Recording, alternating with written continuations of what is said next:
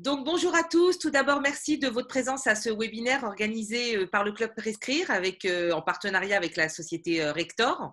Le webinaire se déroulera donc en deux temps, une présentation d'environ 30 minutes et un temps pour les questions-réponses ensuite de 15 minutes. Je vous invite à poser toutes vos questions via le chat, questions auxquelles nous répondrons à la fin de la présentation.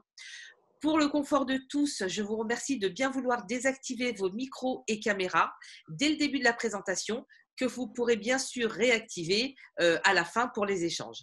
Je vous souhaite un bon webinaire et je laisse la parole à Fabien Demonte et Mathieu Vogel. Merci. Bonjour à tous et bonjour à toutes et bienvenue dans ce webinaire où nous allons vous présenter le système plancher dalle Caméléo de chez Rector. Je suis Fabien Demonte et en charge de la prescription sur la région Île-de-France. Et je suis Mathieu Vogel, le ch'ti de la prescription chez Rector, puisque j'ai en charge le nord de la France. Alors Rector, qui sommes-nous? Nous sommes un groupe familial, industriel d'éléments préfabriqués en béton, dont le siège est en Alsace. Nous servons deux grands marchés, d'une part le marché de la maison individuelle pure et le marché de la maison individuelle groupée, et d'autre part le marché des bâtiments collectifs, tertiaires et industriels, marché qui nous intéresse actuellement. L'ensemble des 950 collaborateurs de Rector se répartissent sur les 12 sites de production que nous avons en France, ce qui me fait dire qu'il y a toujours une usine Rector près de l'un de vos chantiers. Rector est une entreprise dans laquelle l'innovation est au cœur de son ADN. Nous consacrons environ 10% du chiffre d'affaires dans la recherche et développement. Alors, dans le contexte de la RE 2020, nous sommes convaincus de la réponse plancher dalle Caméléo, car c'est un système constructif qui est sobre en matériaux. Et comme le dit Rodrigue Leclèche de chez Pouget Consultant, l'un des grands témoins de la RE 2020, quels que soient les niveaux de réglementation définis demain, il faut maintenant réduire les émissions de carbone des bâtiments. Je pense que nous pouvons tous être d'accord avec cette affirmation. Alors, ça veut dire qu'il faut accepter de changer nos façons de construire. Ça passe par choisir des solutions bas carbone, ensuite de laisser part à l'innovation industrielle et de préfabriquer au maximum, et enfin de travailler les projets en amont ensemble. Alors, face aux enjeux de la RE 2020, que peut vous apporter la préfabrication aujourd'hui? On voit s'afficher les différents atouts de la préfabrication. Je ne vais pas vous les citer un à un, mais peut-être trois qui me tiennent à cœur. L'économie circulaire, l'efficacité en phase de conception, et ensuite l'économie, la maîtrise des coûts de construction. En clair, il va falloir construire plus vite, plus performant et moins cher. Alors, Caméléo, c'est un système plancher dalle préfabriqué. Ce qu'il faut savoir, c'est que le plancher dalle est très utilisé partout dans le monde, mais très peu en France, où il représente à peine 5% de la construction, principalement du bureau et uniquement du coulé en place.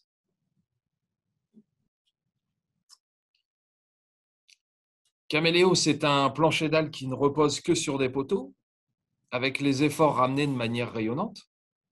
Il n'y a donc ni mur porteur, ni refend, et aucune poutre en retombée. Les éléments clés du ferraillage sont intégrés dans le plancher en usine, et c'est cette préfabrication qui rend le système aussi simple, je dirais même aussi rapide, puisqu'on gagne 25% de temps par rapport à du coulé en place.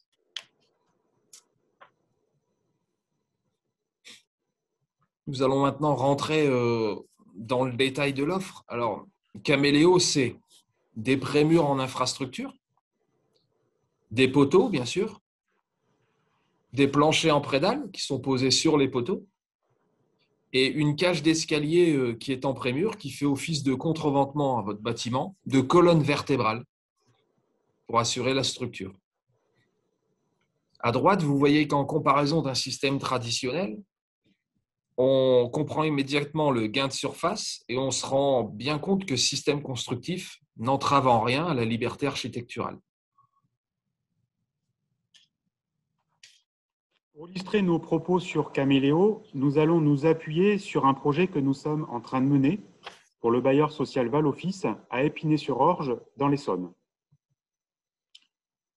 Ce projet est emblématique de la construction en France, car ce sont 2 bâtiments de R+3 qui au total comportent 38 logements, et ces 38 logements sont en accession sociale. Vous voyez ici les intervenants et les personnes qui ont travaillé autour de ce projet. En bas à droite, le cabinet ACV d'Hélène Telon, chez Genco.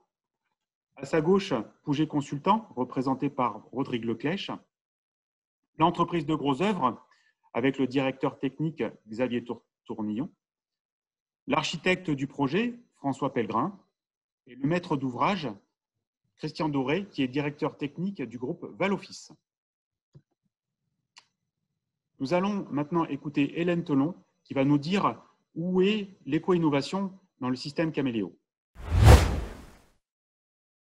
En fait, avec Rector, chez Ginko 21, nous avons une relation de long terme. J'ai commencé à travailler, je pense, en 2015. Je tiens à souligner que c'était une démarche novatrice et pionnière de la part de Rector. Il y avait dans cette entreprise une vraie vision sur l'importance d'intégrer dès l'amont, dès la conception, les impacts environnementaux des produits, des systèmes.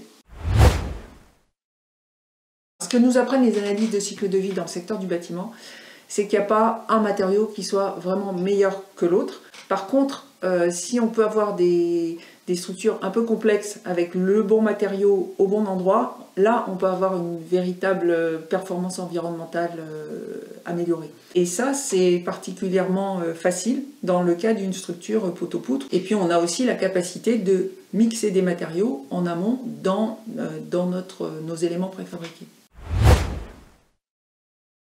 Nous calculons ce qui s'appelle l'ACV, donc c'est l'analyse de cycle de vie des composants utilisés dans le système plancher dalle de Rector. Ces données-là vont être attachées au modèle BIM. Et donc l'architecte qui conçoit son bâtiment va pouvoir intégrer nos données, les associer aux données des autres composants et calculer l'impact environnemental de différentes variantes de bâtiments. Et il va ensuite pouvoir choisir les variantes les plus pertinentes. Alors du point de vue environnemental, le premier atout, c'est d'abord il y a moins de matière, il y a moins de béton par rapport à un système de voile, donc en béton banché, on va avoir moins de masse de béton. Et donc qui dit moins de matière dit moins d'impact environnemental. Ce qu'on peut dire, c'est que le chantier va être plus court, puisque l'essentiel du travail a été fait en amont. Et également, on va avoir un chantier quasiment sec, parce qu'on n'aura que les dalles à couler. Donc ça va faire moins d'impact en phase chantier. Donc c'est peut-être ça le gain de temps, il se traduit par un chantier plus court avec moins d'impact en phase chantier.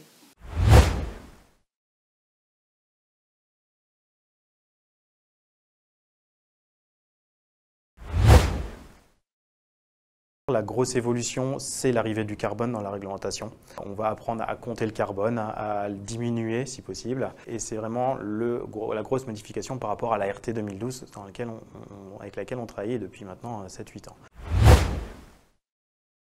Dans la construction d'un bâtiment, notamment dans la construction traditionnelle ou conventionnelle, le gros œuvre représente 40 à 50% des émissions carbone sur la partie matériaux. Dans ce gros œuvre, c'est principalement le béton qui pèse.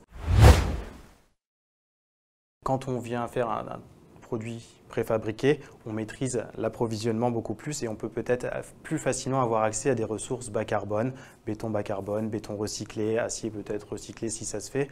On verra bien les niveaux réglementaires qui seront imposés, mais de toute façon l'objectif est clair, c'est qu'il faut réduire les émissions carbone du bâtiment. Pour réduire les émissions carbone, l'axe le plus important c'est la sobriété, qu'elle soit énergétique en termes de consommation, mais également sur les matériaux. On a plusieurs systèmes constructifs. Le but, c'est pas de les opposer, c'est de faire que tout le monde fasse des efforts pour être meilleur et de les utiliser, de les marier de façon intelligente. On a une solution béton, on va dire, qui est préfa ou on va dire coulée en place également, qui a des qualités structurelles, acoustiques, qui ne sont pas à démontrer. C'est un magnifique produit, le béton, et donc il faut garder ces qualités, les mettre au bon endroit. Le bon endroit, c'est effectivement dans le plancher, dans la structure, je pense. Donc cette capacité d'évoluer pour moi est primordiale.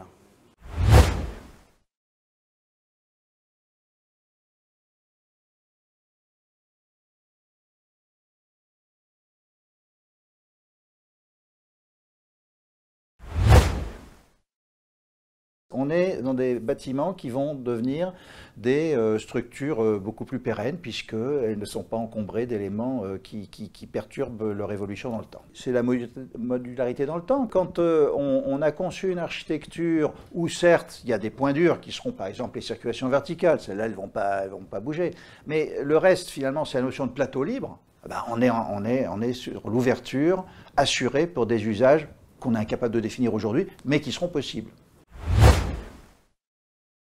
C'est la technologie qui nous intéresse.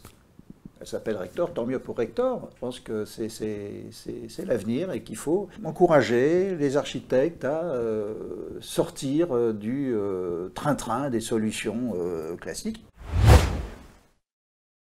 En matière de logement, la France est une exception culturelle. Partout ailleurs, en Europe du Nord, en Europe du Sud, on construit le logement en poteau-poutre ou en poteau-dalle.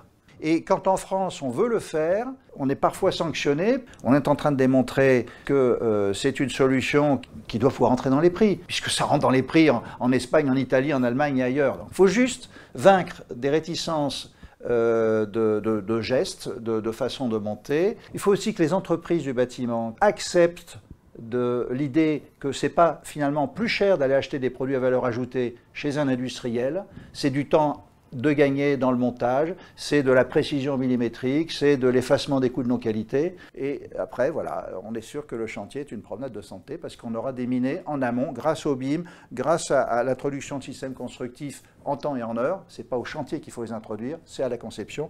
Eh bien, on aura des bâtiments qui s'inscriront très facilement dans les objectifs de la réglementation à venir 2020.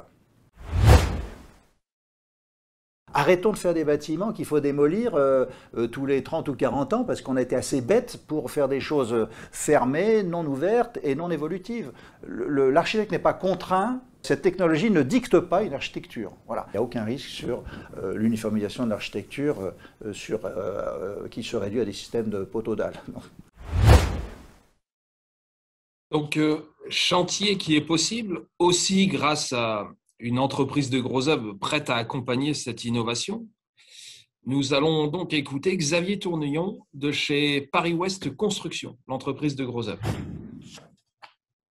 Jusqu'à présent, on a toujours travaillé de façon séquentielle, avec une étude, puis une étude, puis une étude, puis chaque intervenant arrivant et chacun remettant sa sauce et faisant même table rase de du travail de précédent. Pour que les choses s'améliorent, la seule façon, c'est disruptif. Il faut changer un mode constructif, il faut changer une façon de faire. Et l'une des façons de faire dans le monde réel constructif, ça va être d'utiliser des modes de préfabrication, des modes d'industrialisation et faire de chaque chantier un mode d'assemblage d'éléments préfabriqués. Alors effectivement, les nouveaux codes, c'est de faire remonter, de faire intervenir l'industriel dans la réflexion et que l'industriel ne soit pas simplement le produit acheté par l'entreprise qui va mettre en place. Alors, le plancher dalle, en réalité, c'est quelque chose qui existe dans les codes de béton armé depuis des années. Donc, à réaliser sur le chantier, barre par barre en acier, ça va être très compliqué. Beaucoup d'acier à mettre en œuvre. Donc l'intérêt de le faire en préfabrication, c'est que la plupart de ces aciers sont déjà mis en œuvre en usine, et donc on va mettre en œuvre simplement l'après-dalle et avoir un complément d'armature moindre à mettre sur place.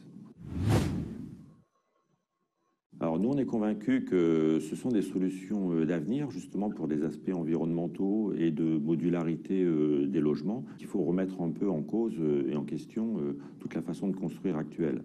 Et donc, la piste, c'est celle-là. Et donc, on a souhaité l'utiliser déjà sur un chantier de taille pour pouvoir tester. Parce que ça fait quand même beaucoup d'innovation, il faut changer les habitudes de tout le monde, avec un architecte qui est volontaire dans l'innovation et un maître d'ouvrage qui également a la même volonté. Dans certains cas, on préfère utiliser de la préfabrication. La préfabrication nous permet de gagner en délai et en qualité d'exécution.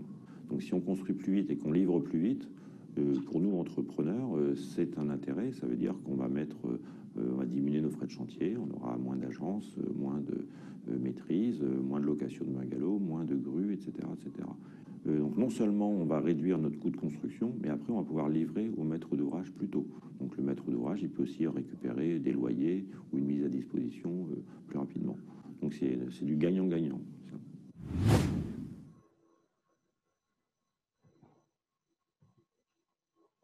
Regardons maintenant ces animations qui en disent plus long qu'un discours.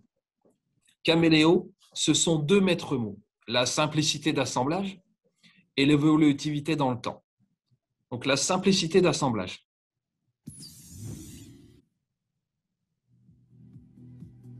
On part d'un plancher bas sur lequel est posée la cage d'escalier en prémur et qui sert de contreventement.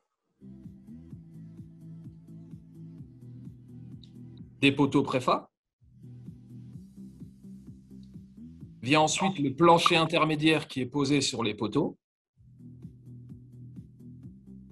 Et l'opération se répète. Ce système libère les façades qui peuvent être rapportées légères et isolantes comme de la mob ou en remplissage biosourcé par exemple. Et en tant que ch'ti, je rêverais qu'on me propose un projet avec de la brique de parement en remplissage.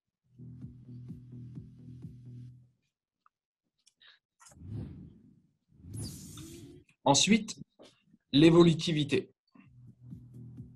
Par le système de poteaux et de trames, on crée un plateau ouvrant une facilité d'aménagement, une facilité de réaménagement et qui permet l'évolution des espaces. En fait, on vous offre de la simplicité dans les usages et une déconstruction facilitée.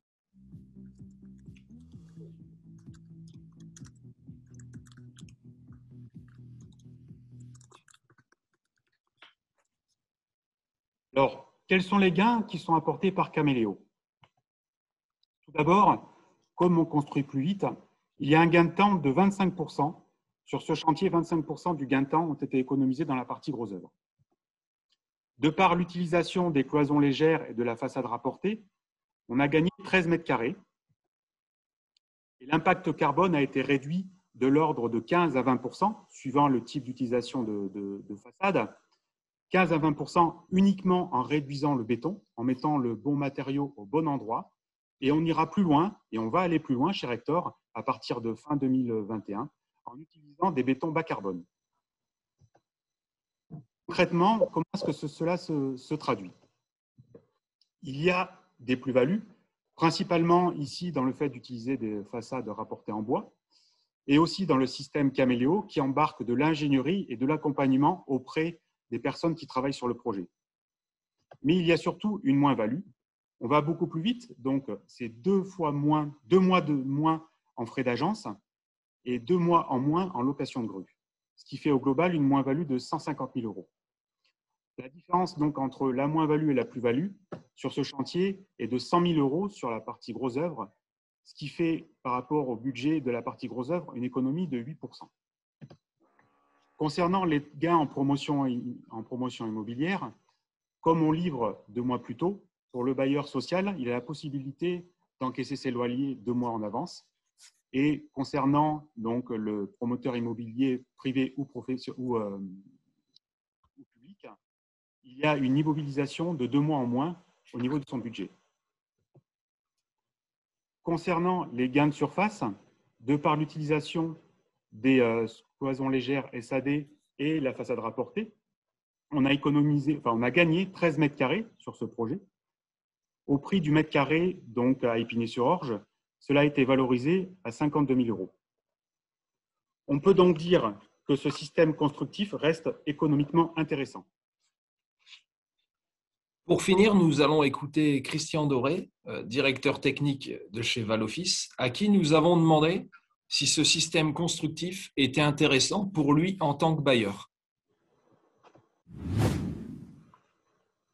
Ah ben bien sûr que ça nous intéresse. Nous, on est bailleurs, donc lorsqu'on part pour des logements, on part pour 70 ans. Nous avons remarqué que depuis 2-3 ans, nous avons énormément de difficultés à sortir des opérations du fait des coûts de construction qui ont largement augmenté. Nous avons augmenté à peu près de 25%. On nous a mis en plus en difficulté parce qu'on nous a renchéri la réglementation au niveau du plus c'est moins, au niveau thermique et ainsi soit-il, quoi.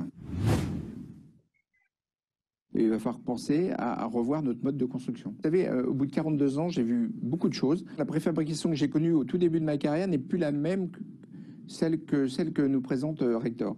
Les poteaux béton, c'est vraiment idéal puisque ça ne va pas nous occasionner effectivement de nuisances sonores. On va moins avoir de béton qui vont couler un peu partout sur les chantiers. Les toupies qui vont arriver pendant toute la journée, qui vont faire des nuisances sonores au niveau des voisins. Ce système de Rector de plancher poteau va nous permettre de refaire complètement l'ensemble des appartements. C'est-à-dire qu'il y aura une modularité qui va nous permettre de faire peut-être des petits ou des grands appartements, de reprendre les façades, de refaire de nouvelles façades. Ça nous permet ensuite d'habiller les façades de différents produits qui ne sont pas forcément du produit béton. On peut faire aujourd'hui des façades en bois, des façades mixtes alu-bois et des façades briques aussi. Donc on peut faire des multitudes de façades. Cette modularité qui peut aussi emmener et qui peut répondre aussi au fait de la flexibilité que demandent les gens, parce qu'après ça, dans 30 ou 40 ans, on va peut-être pouvoir tout casser à l'intérieur et refaire des appartements soit plus petits, soit plus grands, en fonction du marché de l'époque. Je suis aujourd'hui persuadé que l'avenir, c'est la préfabrication.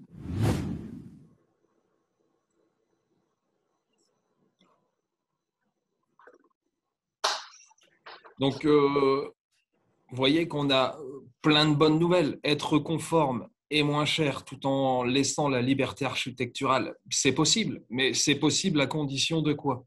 Eh bien, c'est possible à condition de changer nos manières de faire, et notamment en préfabriquant au maximum. C'est possible à condition de raisonner en coût global et non plus lot par lot. Et enfin, prévoir Caméléo dès la conception. Merci à tous pour votre attention. Ruth, maintenant, je te laisse la main concernant Oui, tout à fait. Alors, il y a effectivement des questions. Alors, attendez, excusez-moi, je vous demande un petit instant. Hop. Alors, j'en ai vu passer une concernant les incorporations électriques. Exactement. Alors, c'est pas plus compliqué de faire des incorporations électriques sur ce système constructif que ça ne l'est sur de la prédale. Ce qui se passe, c'est que en amont, l'électricien nous envoie ses besoins et en usine, on incorpore les réservations pour l'électricité. Très bien. Alors, Ludovic Faglin qui avait posé une question. Ludovic? Je vais peut-être poser la question. Ludovic? Oui, bon. C'était concernant donc, le traitement des ponts thermiques. Oui, tout à fait. Donc, comment sont traités les ponts thermiques? Isolation par l'extérieur est-il possible? Bien sûr, oui. Le propre des façades rapportées, c'est d'avoir une ITE. Donc, en ITE, en plus, on a une isolation thermique qui est beaucoup plus performante qu'en ITI, et ce qui permet aussi au bâtiment d'être plus économe en énergie. Nous avions une question également de Bernago.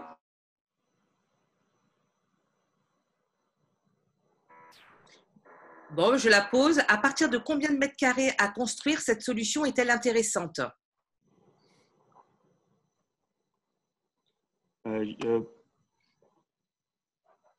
quelque part, ce n'est pas les mètres carrés qui vont définir si la solution est intéressante. Ça va être tout un tas de circonstances, notamment par les contraintes du chantier. Si par exemple on est dans un milieu très contraint et qu'on a un avoisinage qui est compliqué, on va pouvoir construire plus rapidement. La rapidité du chantier, elle va être de plus en plus intéressante par rapport au nombre d'étages. Donc, on va pouvoir quelque part, dès le R+1, avoir quelque chose d'intéressant parce qu'on va diminuer l'impact carbone, parce qu'on va diminuer les murs en refend et économiser du béton. Donc, on peut après étudier toutes sortes de projets. Toutes sortes de projets est intéressante avec ce système constructif. Alors, nous avons une question de Véronique Sauvage. Véronique, si toutefois Véronique souhaite la poser directement. Non, bah écoutez, je vais la poser. En zone sismique, comment sont repris les efforts?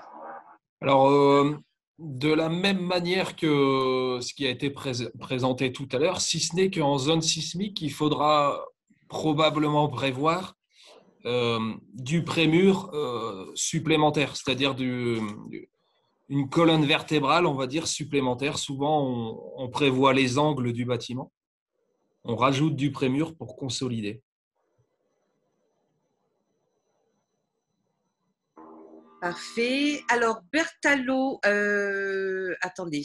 Non, Laurent qui posait une question. J'ai souvent des soucis de fissuration des traitements de joints, de prédales. Comment régler cette situation aléatoire et fréquente? Alors, sur de la prédale béton armé, vous n'avez pas plus de fissuration que sur du coulé en place. Il y a des précautions particulières à prendre dans le traitement de joints, je dirais un peu plus importantes quand c'est de la prédale précontrainte que de la prédale BA. Mais sur de la prédale béton armé, traiter le joint, c'est très simple et ça ne fissure pas plus que le coulé en place. Il sera intéressant d'avoir les coordonnées de ce monsieur pour se rapprocher de lui. Tout à fait. De toute façon, bien entendu, hein, on vous communiquera toutes les coordonnées. Alors, il y a une question de Canal Architecture. La solution Caméléo est-elle par défaut à 150 kg par mètre carré ou de base déjà à une surcharge réglementaire à la fois en bureau et en logement? Alors, la surcharge à 250 kg du mètre carré peut se faire. Mais en règle générale, nous répondons aux charges habituelles, mais ça peut se faire sans souci. En fait, ce qui est possible en coulé en place en plancher dalle est également possible en préfabriqué. Nous avons une nouvelle question. Sur quelle portée maximum peut-on compter? De Guy Panequin. Donc, répondre. Vas-y, Mathieu, comme tu veux. Vas-y, Fabien. Disons que pour être de façon optimum et raisonnable, notamment par rapport à la taille du poteau, par rapport à l'épaisseur du plancher, on arrive à faire des trames classiques de 6 par 6. Voilà, ça va être la trame traditionnelle qui va nous permettre d'avoir un plancher d'épaisseur entre 21 et 23, avoir des poteaux de 20 par 40. Mais après, on peut tout étudier. C'est juste une corrélation du dimensionnement entre l'épaisseur du plancher et la taille des poteaux. Exactement. Parfait. Est-ce qu'il y a d'autres questions? Est-ce que vous avez d'autres questions à poser? Vous m'entendez tous?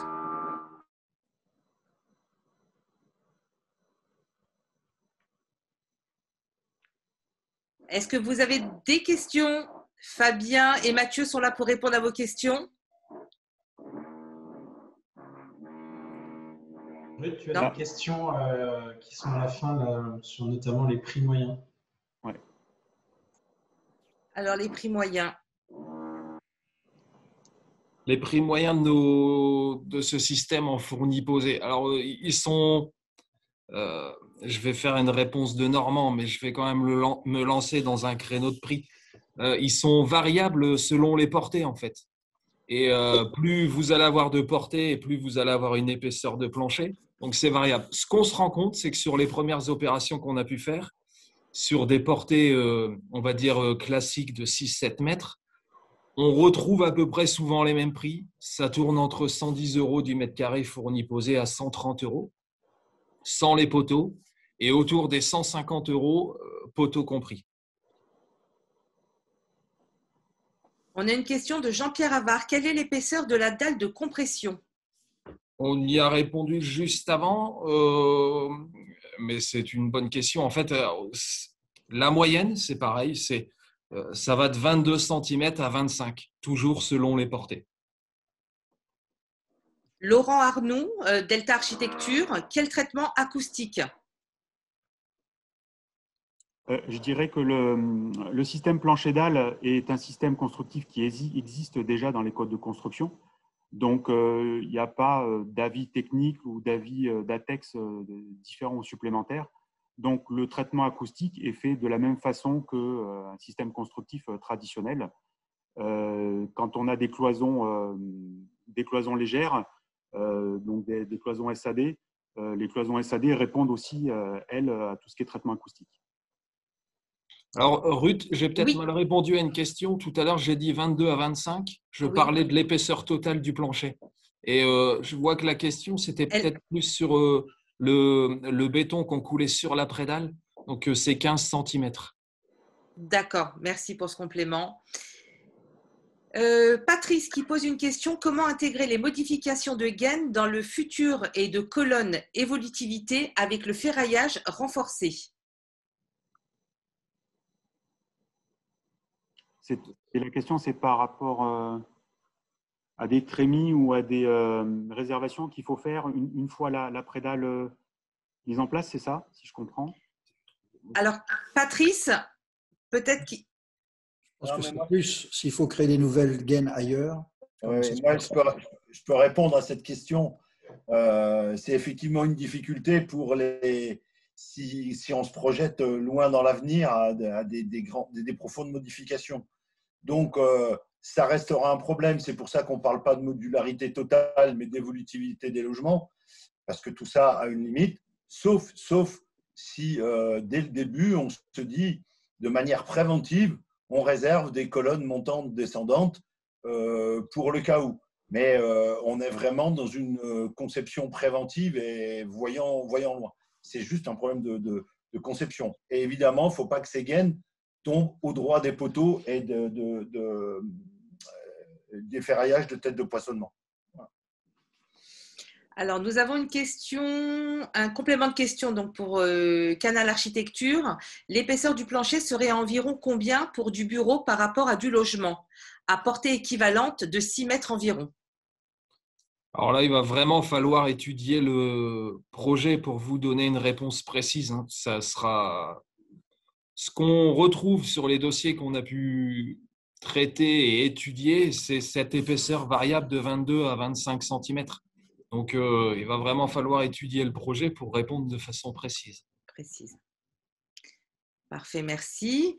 Alors, est-ce que j'aurais manqué quelques questions? Je ne crois pas. Quel type d'étayement sur ces planchers? On n'y a pas répondu à celle-ci. Christophe qui posait la question. Quel type d'étayement sous ces planchers? C'est la prédale, donc c'est le même principe que le fait d'étayer des prédales en béton armé. Parfait. Est-ce qu'il y a d'autres questions? Là, pour le chat, je n'ai pas vu d'autres questions. Est-ce que vous auriez des questions à poser directement à Fabien et Mathieu? Alors, pour compléter la réponse de Fabien, l'étaiement, c'est le même que de la prédale, pas que du coulant en place. On a un étaiement bien évidemment réduit lié à la préfa. Parfait. Non, là, je n'ai plus de questions via le chat.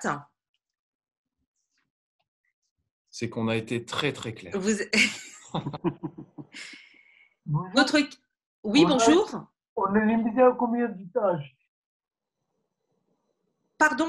Sur combien d'étages on peut le faire? Sur combien d'étages? Quelque part… il n'y a pas de limitation, en fait. Il n'y a pas de limitation, puisque une fois que le contreventement est calculé par rapport au nombre d'étages, on n'est pas limité par un nombre d'étages et par la hauteur du bâtiment.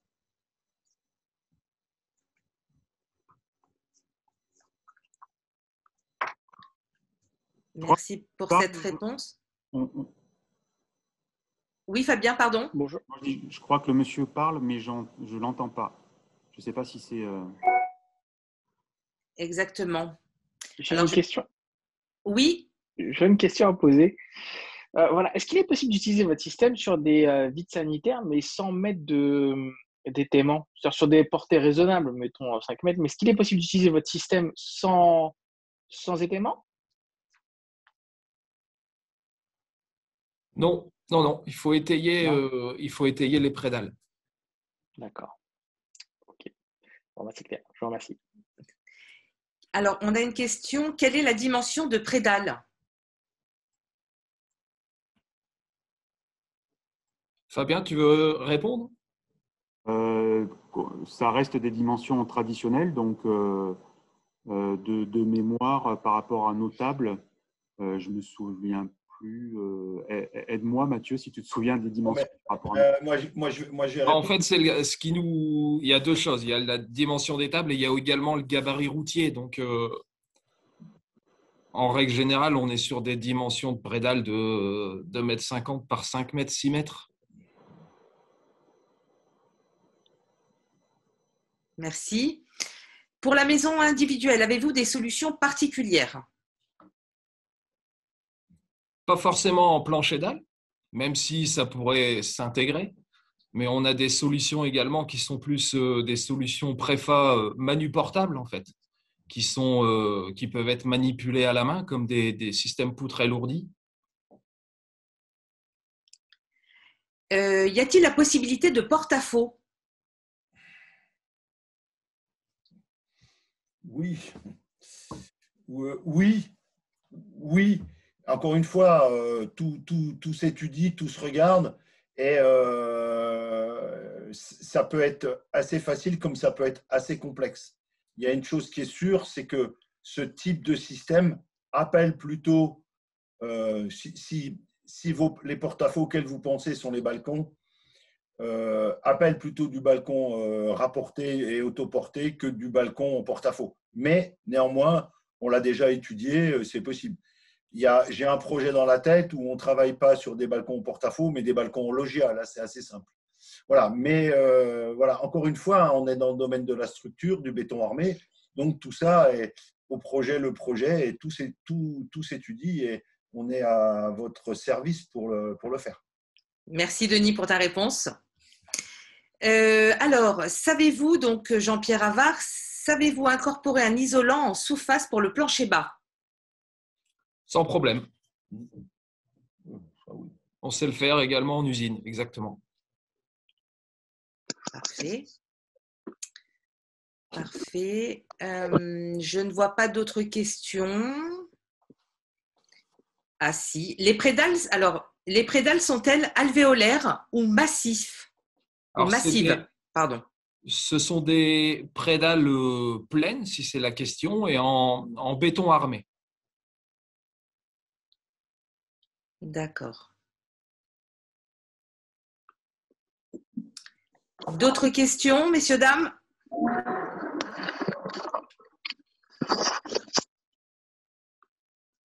D'autres questions? Je pense qu'on a peut-être fait le tour.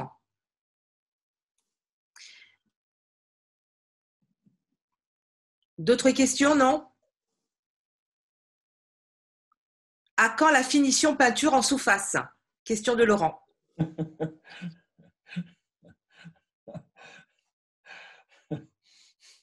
Aujourd'hui, on n'en est pas encore là, mais peut-être. Si on nous propose plein de chantiers et qu'on a beaucoup de commandes en usine, on pourra peut-être étudier la requête.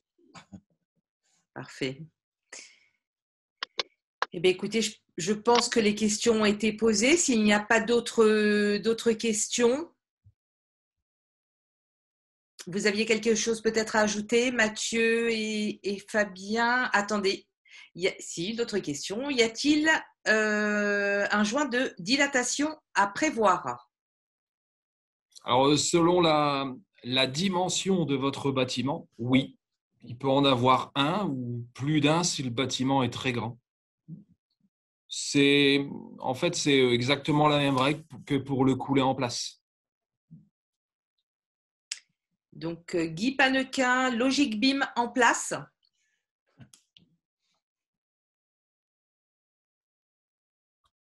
Oui, par rapport à l'étude, notamment à l'étude qui est faite chez nous en interne du BE Structure et en partenariat avec les bureaux d'études structure qui vont travailler sur les projets.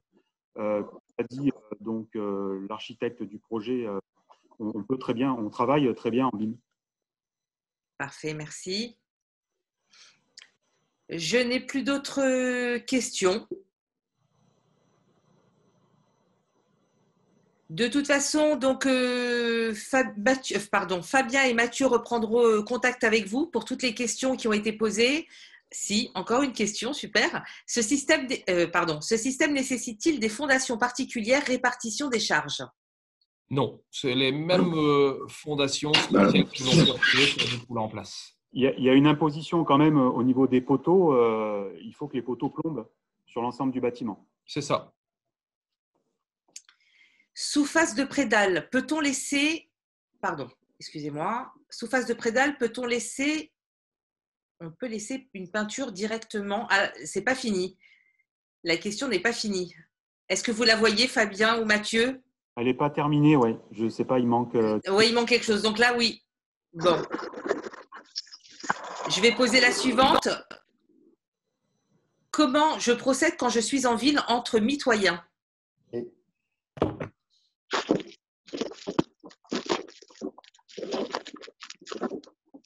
Vous m'avez entendu, Fabien et Mathieu? Oui. Pardon.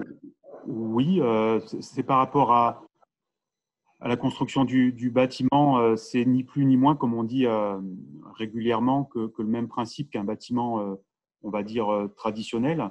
Donc, si en mitoyenneté, on a la possibilité de mettre du remplissage entre les prédales, par exemple, ou des murs porteurs, pourquoi pas, mais de la même façon qu'un autre projet.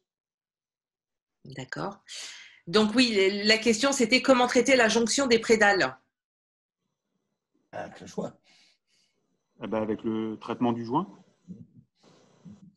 qu'on a déjà évoqué tout à l'heure, et notamment avec des joints à base de produits organiques qui admettent une certaine flexibilité et élasticité entre les prédales, ouais, c'est ça.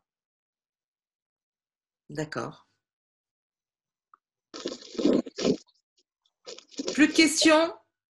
Ou encore quelques petites questions à nous poser?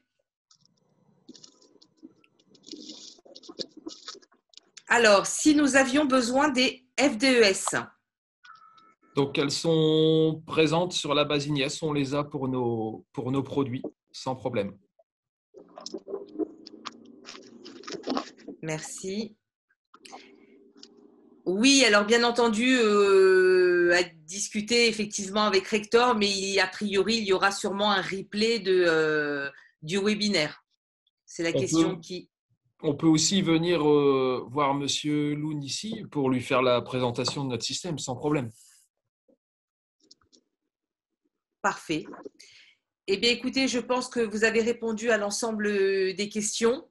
Vous vouliez ajouter quelque chose, Mathieu ou Fabien?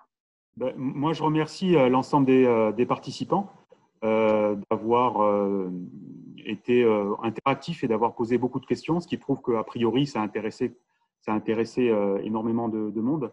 Et vous dire qu'on est à votre écoute pour discuter et pour échanger sur un projet et aller plus loin ensemble.